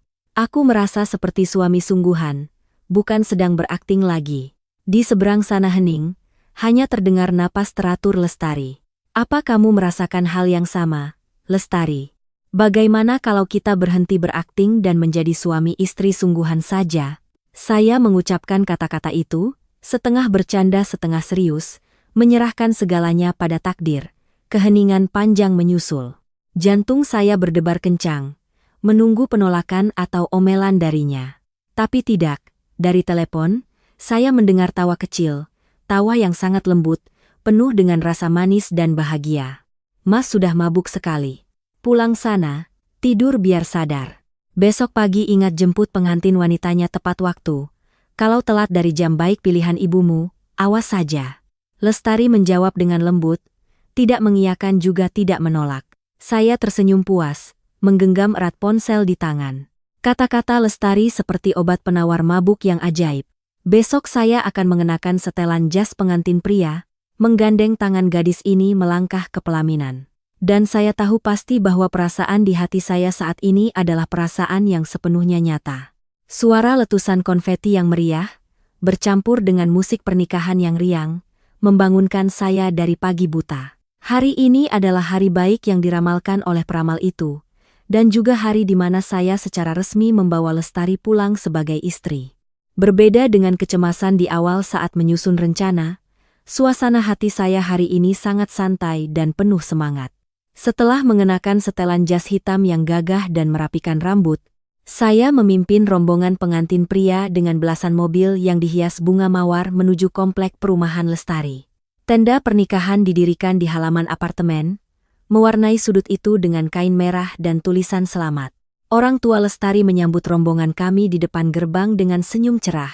Mengikuti arahan perwakilan keluarga, saya memeluk buket bunga pengantin, menaiki tangga sempit menuju apartemen nomor 102 yang sudah akrab. Lestari sedang duduk di tempat tidur yang dilapisi sprei berwarna merah muda di kamar tidurnya. Dia mengenakan gaun pengantin off-shoulder yang megah. Kepalanya dihiasi mahkota berlian imitasi yang berkilauan di balik kerudung tipis. Saat saya masuk, mata kami bertemu. Lestari tersenyum kecil, senyum paling cerah dan tulus yang pernah saya lihat. Saya mendekat, berlutut dengan satu kaki dan menyerahkan buket bunga kepadanya. "Hari ini kamu cantik sekali, Lestari. Ikut aku pulang ya." Saya berbisik pelan agar hanya kami berdua yang mendengar. Lestari menerima buket bunga, mengangguk patuh. Dia menggandeng tangan saya, bersama-sama kami keluar ke ruang tamu untuk upacara adat. Di tengah tepuk tangan dan ucapan selamat dari para tamu, kami saling memasangkan cincin kawin. Saat menyematkan cincin emas polos itu ke jari manis Lestari, saya merasakan jarinya sedikit gemetar. Saya menggenggam erat tangannya, seolah memberikan janji perlindungan. Pernikahan ini berawal dari kebohongan, tetapi perasaan saya pada gadis yang berdiri di samping saya saat ini adalah perasaan yang sepenuhnya nyata. Saya ingin melindungi dan merawat Lestari seumur hidup, terlepas dari awal yang sedikit aneh ini. Upacara pernikahan berjalan lancar. Mobil pengantin membawa kami dari kota menyusuri jalan raya yang sudah biasa kami lewati menuju kampung halaman. Tenda pernikahan di kampung jauh lebih megah. Ibu saya mengundang hampir seluruh warga desa untuk datang ke pesta. Saat saya menggandeng tangan Lestari naik ke panggung utama, di bawah ada ratusan pasang mata yang mengagumi dan tepuk tangan yang tak henti-hentinya. Ibu saya berdiri di barisan depan, terus menyeka air mata karena terlalu bahagia. Beliau telah memenuhi keinginan terbesarnya, yaitu melihat putra satu-satunya menikah. Pesta pernikahan berlangsung dari siang hingga sore hari. Saya dan Lestari harus berkeliling ke setiap meja untuk bersulang. Meskipun sudah sepakat hanya akan minum sedikit, tetapi karena antusiasme para paman dan bibi di kampung, saya tetap harus minum cukup banyak. Lestari selalu berdiri di samping saya, sesekali diam-diam memberikan saya pil pereda mabuk dan mengingatkan saya untuk banyak minum air putih. Perhatian seorang istri sejati terpancar dari setiap gerak-gerik kecilnya. Saya memandang Lestari dan berkata dalam hati, gadis ini memang dilahirkan untuk menjadi istri saya. Tidak ada yang bisa menggantikannya. Saat musik pernikahan berhenti dan tamu terakhir pulang, jam menunjukkan pukul 10.00 malam. Orang tua saya sudah lelah dan tidur lebih awal. Hanya tersisa saya dan Lestari di kamar pengantin yang luas di lantai 2. Kamar itu didekorasi dengan sangat meriah oleh ibu saya. Penuh dengan balon berbentuk hati berwarna merah dan merah muda. Tempat tidur kayu jati yang besar dilapisi sprei baru, dihiasi dengan handuk yang dibentuk seperti angsa dan ditaburi kelopak mawar segar. Lampu temaram berwarna oranye menciptakan suasana yang sangat romantis. Lestari duduk di tepi tempat tidur, tangannya masih memainkan gaun pengantinnya yang besar. Dia menunduk, menghindari tatapan saya. Suasana di kamar menjadi sangat canggung. Meskipun kami sudah bersama-sama mempersiapkan segalanya untuk pernikahan, tetapi harus tidur di satu ranjang dalam situasi seperti ini adalah tantangan yang sama sekali berbeda bagi kami berdua. "Mas Banyu, tolong bantu aku lepas jepit rambut di belakang. Rambutku kaku karena hairspray, pusing sekali." Lestari memecah keheningan, suaranya sangat pelan. Saya mendekat, duduk di belakangnya. Tangan saya dengan hati-hati melepaskan setiap jepit yang menancap di kulit kepalanya. Aroma mawar manis dari rambutnya sekali lagi tercium, membangkitkan perasaan kuat yang telah saya coba tahan sejak semalam. Setelah rambutnya terurai, Lestari meminta saya untuk menurunkan resleting gaunnya. Punggungnya yang putih mulus terlihat di depan mata, membuat jantung saya berdebar kencang. Setelah berganti dengan piyama sutra lengan panjang yang sopan, Lestari duduk bersila di sofa kecil di sudut kamar. "Malam ini kita bagi tempat tidurnya bagaimana, Mas?" Lestari berdeham, mencoba bersikap serius. "Kontrak pura-pura kita tidak termasuk pasal ini." Saya tertawa mendengar ketegasannya. Saya menarik sebuah guling panjang dari atas tempat tidur, meletakkannya di tengah kasur yang luas. "Ranjangnya besar kok, kamu tidur saja di ranjang biar nyaman. Aku letakkan guling ini sebagai perbatasan. Siapa yang melewati batas wilayah, kena denda. Aku akan tidur di pinggir, dijamin tidak akan menyentuhmu." Saya mengedipkan mata, menggodanya. Lestari melirik guling itu. Sedikit cemberut tetapi patuh naik ke tempat tidur, berbaring di dekat dinding. Saya mematikan lampu utama, hanya menyisakan lampu tidur yang remang-remang, lalu berbaring di sisi lain. Kami berdua terdiam, mendengarkan suara jangkrik di luar. Kelelahan setelah seharian penuh dengan acara pernikahan perlahan digantikan oleh perasaan gugup yang tak terlukiskan. Tengah malam, tiba-tiba turun hujan deras. Angin dingin menyelinap melalui celah jendela. Saya sedang setengah tertidur ketika merasakan kehangatan dari belakang. Lestari punya kebiasaan memeluk guling saat tidur. Dan guling pembatas kami sudah ditendangnya jatuh ke lantai. Sekarang seluruh tubuh lembutnya menempel erat di punggung saya. Salah satu lengannya melingkar di pinggang saya dengan sangat alami. Tubuh saya kaku, tidak berani bergerak karena takut membangunkannya. Napasnya yang teratur terasa di leher saya, menimbulkan sensasi geli dan hangat yang aneh. Begitu saja, saya membiarkan lengannya memeluk saya, tenggelam dalam tidur yang paling nyenyak dan damai yang pernah saya alami selama bertahun-tahun. Malam pertama yang canggung itu justru membawa ikatan tak terlihat, menarik jarak di antara kami menjadi lebih dekat dari sebelumnya. Sinar matahari pagi yang cerah menembus tirai jendela, memantulkan cahaya berkilauan di atas sprei putih bersih. Saya terbangun oleh kicauan burung yang merdu. Melihat ke samping, sisi ranjang sudah kosong, selimut dan bantal tertata rapi. Kapan Lestari bangun? Saya meregangkan tubuh dan melangkah ke balkon, menghirup udara segar pedesaan. Dari lantai 2, saya melihat ibu saya sedang duduk di halaman, di samping sisa-sisa tenda pernikahan yang sedang dibongkar. Dan Lestari, dia sedang sibuk menyapu sisa-sisa konfeti merah yang berserakan di halaman. Dia mengenakan daster sederhana, rambutnya diikat tinggi, penampilannya sangat cekatan dan akrab. Melihat pemandangan sederhana itu, sebuah tekad kuat muncul di dada saya. Sudah saatnya saya menghadapi perasaan saya yang sebenarnya, tidak bisa lagi bersembunyi di balik kontrak pernikahan pura-pura. Saya segera masuk ke kamar mandi, lalu turun ke dapur. Saya sendiri yang menggoreng 2 telur mata sapi, memanggang 2 lembar roti, dan membuat segelas susu panas, lalu membawanya ke kamar. Saya berjalan ke halaman, memanggil namanya dengan keras, "Lestari, ayo naik sarapan, biar sisanya nanti aku yang bersihkan." Lestari menatap saya, menyeka keringat di dahinya dengan punggung tangan, lalu tersenyum dan mengangguk.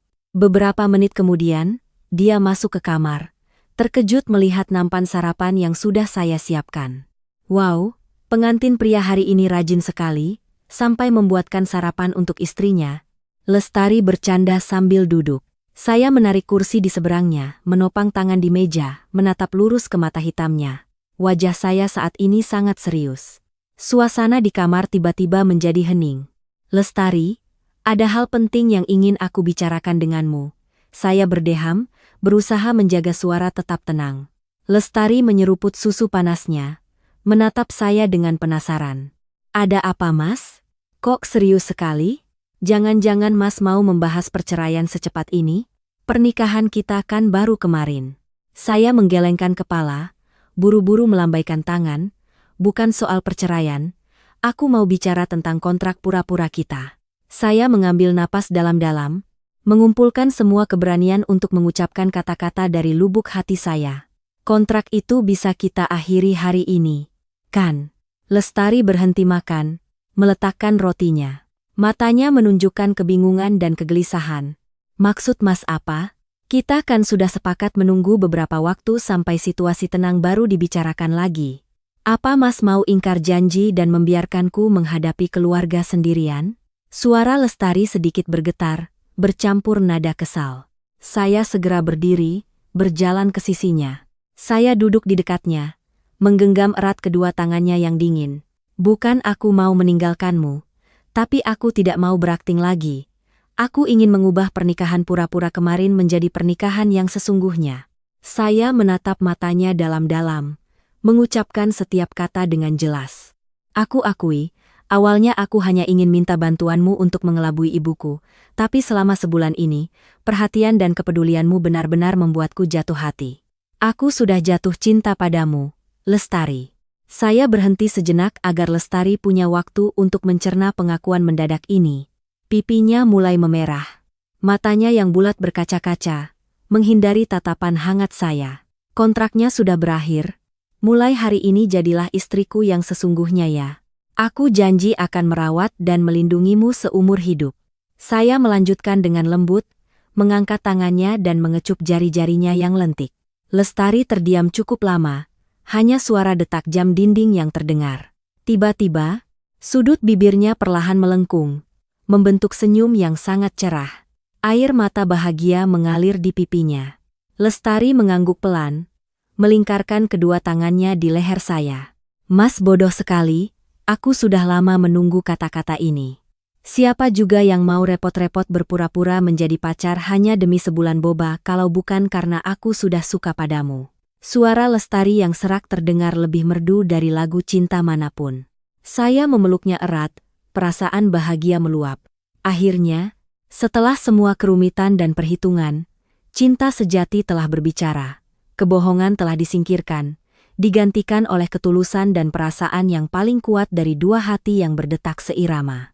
Setelah bulan madu singkat di Bali, saya dan Lestari kembali ke kota, secara resmi memulai kehidupan sebagai pasangan pengantin baru.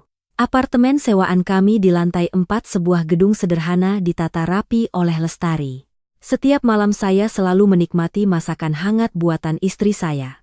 Kehidupan sederhana yang manis membuat saya seolah lupa akan asal mula pernikahan kami yang penuh gejolak. Sabtu minggu itu, ibu saya dari kampung datang mengunjungi kami. Beliau membawa berbagai macam oleh-oleh, dari beras ketan, ayam kampung, hingga telur bebek untuk menantu kesayangannya. Lestari dengan patuh menyambut ibu mertuanya, menyiapkan makan malam yang lezat. Selesai makan, Lestari mencuci piring sementara saya membuatkan teh untuk ibu di ruang tamu. Ibu saya mengamati apartemen kecil kami, mengangguk puas melihat kerapian Lestari. Beliau berkeliling memeriksa setiap sudut rumah. Kebiasaan orang tua. Kamar tidur kalian di mana? Ibu mau lihat. Kalau ada yang kurang, besok ibu belikan.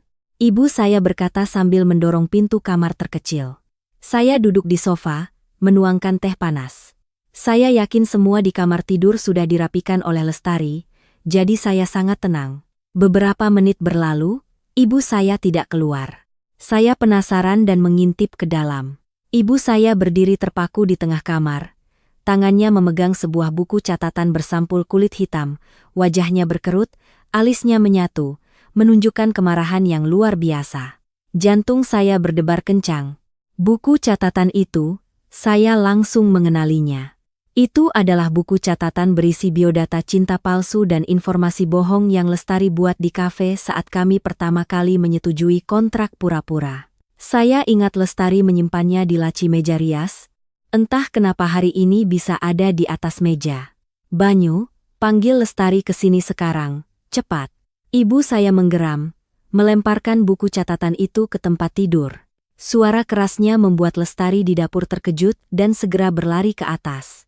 Melihat wajah ibu mertuanya yang penuh amarah dan tatapan panik saya, Lestari merasa ada yang tidak beres. Dia melihat buku catatan hitam di atas tempat tidur, wajahnya langsung pucat pasi.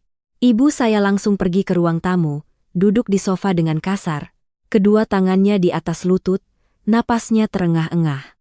Kalian berdua hebat sekali, berani membohongi seluruh keluarga. Berpura-pura jadi pacar, membuat skenario, menghafal kesukaan orang tua. Kalian pikir ibu ini anak kecil yang bisa dibodohi? Ibu saya memukul meja dengan keras, air matanya berlinang karena marah dan kecewa. Saya dan Lestari berdiri di sudut, tidak ada yang berani bersuara. Rencana sempurna kami telah terbongkar dengan cara yang paling ironis. Semua bukti ada di halaman-halaman buku itu, tidak bisa disangkal. Bu, dengarkan penjelasan kami dulu. Saya mengumpulkan keberanian untuk maju, mencoba menenangkan situasi. Jelaskan apa? Di sini tertulis jelas. Kontrak pacar pura-pura, bayarannya sebulan boba. Ibu saya mengangkat buku itu dan melemparkannya ke dada saya.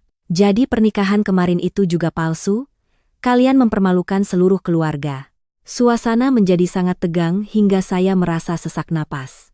Semua usaha kami untuk membangun kebahagiaan selama ini terancam hancur hanya karena satu kecerobohan.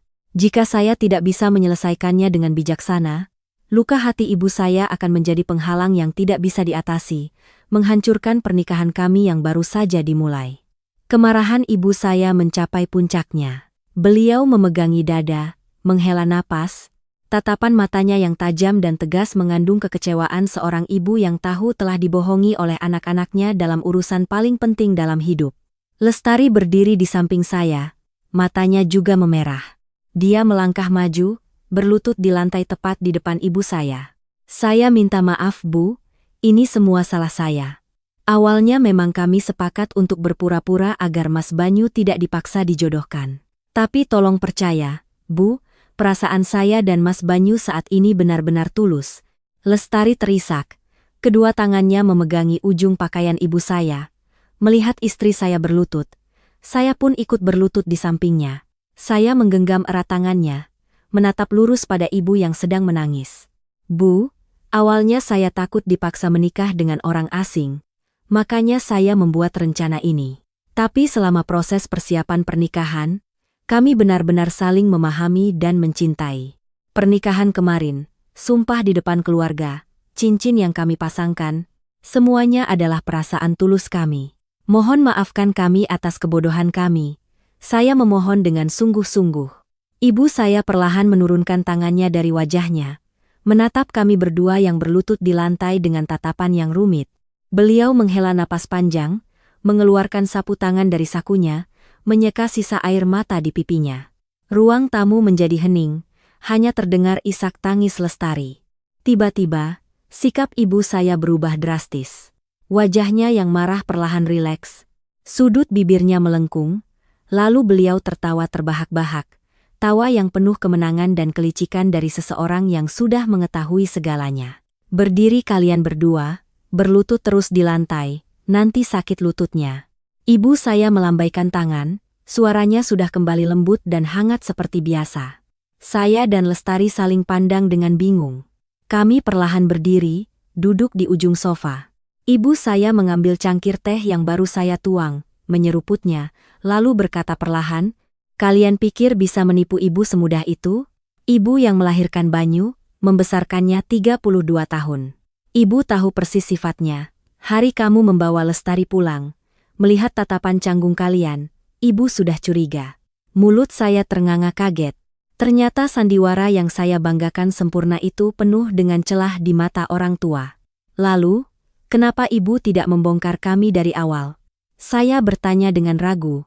Ibu saya tertawa terbahak-bahak, menepuk pundak Lestari dengan penuh kasih. Karena ibu lihat Lestari ini anak yang sangat baik, penurut, cekatan, persis seperti yang ibu inginkan. Ibu tahu kalian berdua saling suka. Hanya saja belum ada yang berani memulai, jadi ibu sengaja membuat rencana balasan. Ibu saya mengedipkan mata dengan jenaka. Soal pergi ke peramal yang bilang kalian harus menikah bulan depan itu juga karangan ibu. Kalau ibu tidak memaksa menikah cepat, mungkin sampai kapanpun kalian tidak akan pernah bersatu. Saya dan Lestari sama-sama tertegun. Manuver spiritual, sumber dari segala masalah, ternyata adalah skenario canggih yang disutradarai oleh ibu saya sendiri.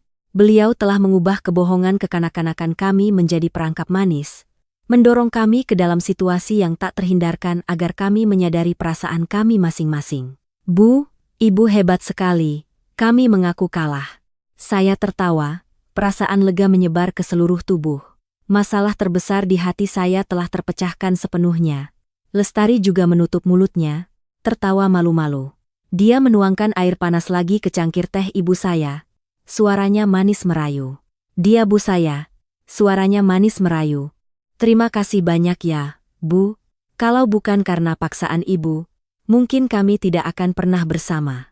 Ibu saya mengangguk puas, mengelus kepala Lestari seperti putrinya sendiri. Sudahlah, yang lalu biarlah berlalu, sekarang kalian sudah sah menjadi suami istri, saling dukung dan hiduplah dengan bahagia. Tugas kalian selanjutnya adalah tahun depan harus memberiku cucu yang montok untuk ibu timangnya. Saya merangkul pinggang Lestari, menatapnya dengan senyum penuh kebahagiaan. Petualangan dari sebuah kebohongan kecil telah berakhir dengan akhir yang sangat memuaskan. Terkadang, pengaturan takdir yang tak terduga ditambah sedikit kelihayan orang tua adalah katalisator terbaik untuk menyatukan dua hati yang seirama. Kehidupan pernikahan manis kami telah resmi dimulai. Tidak ada lagi rahasia atau paksaan, yang tersisa hanyalah cinta tulus dan saling menghargai seumur hidup.